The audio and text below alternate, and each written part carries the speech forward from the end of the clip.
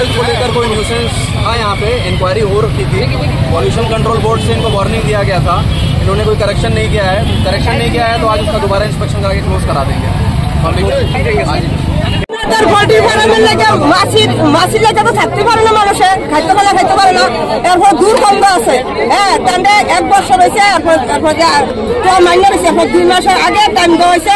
আপনি কি করবেন করেন, 15 দিনের টাইম দাও, ঠিক আছে 15 দিনের টাইম দিলাম, 15 দিন পরে আবার 2 মাস টাইম দিলাম, 2 মাস টাইম দিতে পারে তাইলে কোনো কিছু করলো না। ডেলি গিয়ে কিতা জানি একটা কথা ভাতা ওষুধ দেয়, দিলে মাছিটি মরে আবার ভাতা ভরে, হ্যাঁ কেউ খাইতে পারে না।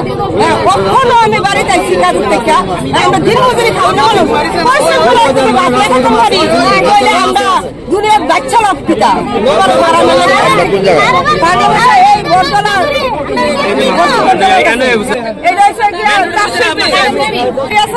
সেই জায়গার ভিতরে অবরোধ করা হয়েছে।